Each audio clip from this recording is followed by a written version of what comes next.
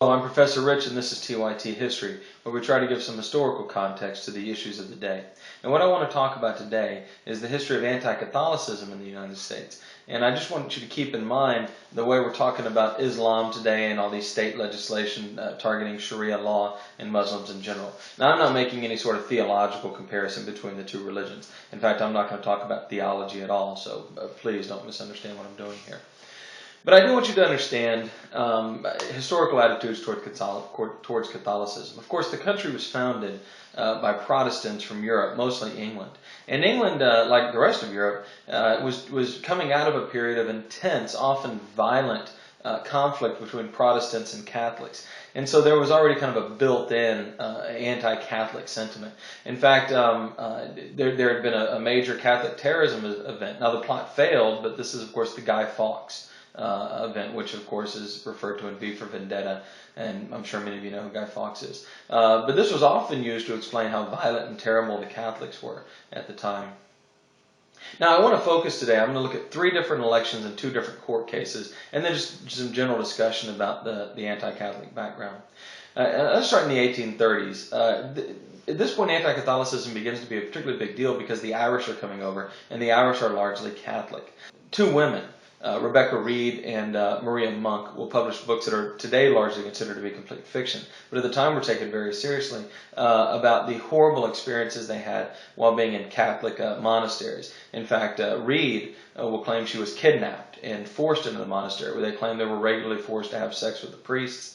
And there were beatings and all sorts of terrible things. Now, those things did not happen. This is not an accusation.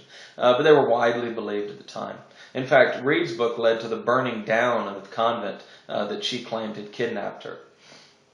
And in fact, an entire political movement will arise based largely on anti-Catholicism. They're called the Know-Nothings. Actually, they called themselves, ironically, the Native Americans.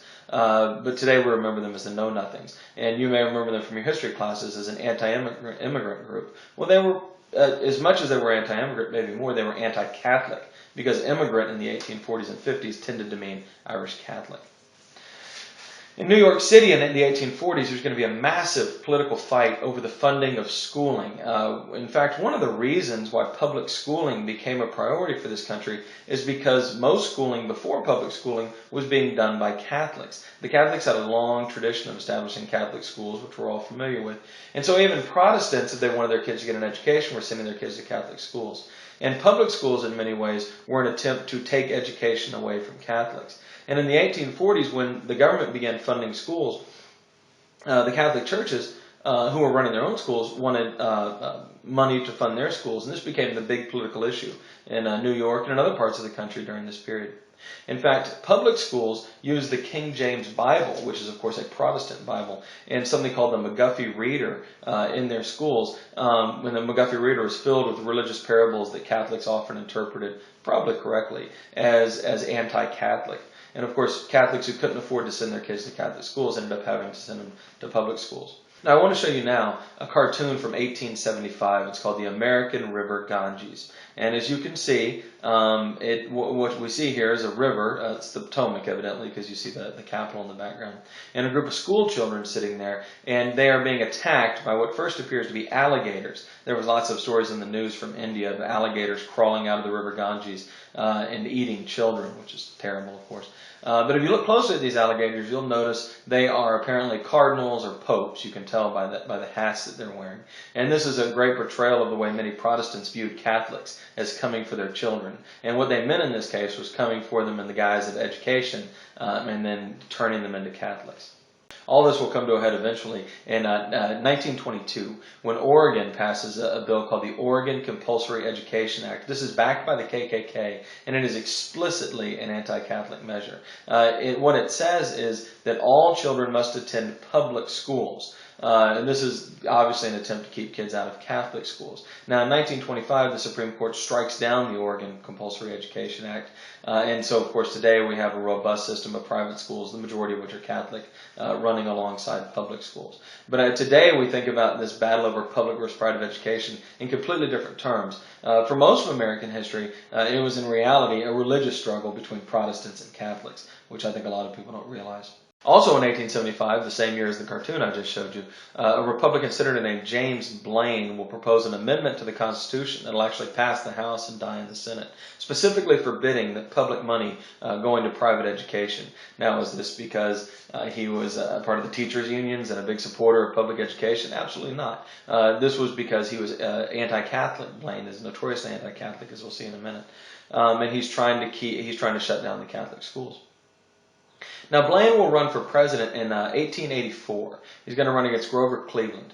And days before the election, he will be in an event where a Protestant minister will stand up and call the Democrats a party of rum, Romanism, and rebellion. Rebellion, of course, being a reference to the Civil War, which had already happened.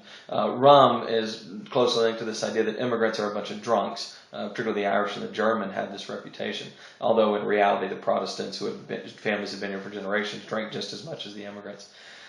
And then, of course, Romanism, which is a reference to the Catholics. Now, the reason why we remember this quote and why it's such a big deal is the Democrats were very clever at using this quote to turn out Catholics in New York City, which swung the election. Grover Cleveland is going to win this election by 0.3%. Including only 1,004 votes in the state of New York, which is the state that gives him the victory. But it goes to show you that in 1884, attacking Catholics was considered a legitimate political tactic, although it did backfire on Blaine. Another election we should look at is 1928. Now, the Democratic Party by this time had been increasingly growing into two completely different things. I'm putting up a series of electoral maps from 1880 until 1924, and then eventually we're going to get to 1928. And I just want you to look down at the southeastern part of the United States. And what you're going to see is it's going to be solid blue during this entire period. These are the old, unreconstructed Confederates, angry about the Civil War, rejecting the Republican Party. And this is an intensely racist and also an intensely anti-immigrant and increasingly anti-Catholic voting bloc. Now, the rest of the Democratic Party, particularly in the Northeast, were winning elections by doing the exact opposite. They were actually appealing to immigrants and appealing to Catholic voters. And so the Democratic Party is beginning to fracture along these lines. In 1924, in fact, they can't decide on a candidate. The Northern Democrats want a guy named Al Smith, who's a Catholic himself from New York City. Southerners want William McAdoo, who's more of the bigoted Southern politician. They settle on a compromise candidate in 1924 and get killed in the election. In 1928, they'll fight it out. They'll have one of these ideologically charged conventions, and Al Smith will walk away with the nominee. And then here's the 1928 electoral map, and what you'll see is for the first time, really since the South got the vote back after the Civil War, you're going to see southern states defect into the Republican Party. And really, this doesn't happen again until 1964, when Barry Goldwater embraces states' rights, i.e. segregation, in that election. Now, the next election that we need to talk about, of course, is the one you were expecting, 1960, when John F. Kennedy is going to run for president. Now, the knock on Catholics that many Protestants had was that they couldn't be loyal Americans, that they served a foreign master, and what they meant was the Pope. The idea was that Catholics weren't loyal to the United States, that instead they were loyal to the Pope. And therefore, not only was there a question of whether or not a man could be president of the United States and a Catholic, because that would be, in their opinion, being ruled by a foreign leader. But many people said you couldn't be a citizen of the United States and be a Catholic because citizens of the United States are not allowed to give their allegiance to a foreign monarch. But this was the argument at the time. And in 1960, JFK had to go on TV and make a pretty impressive speech explaining that as president he wouldn't simply do what the Pope told him. Of course it worked and John F. Kennedy became president.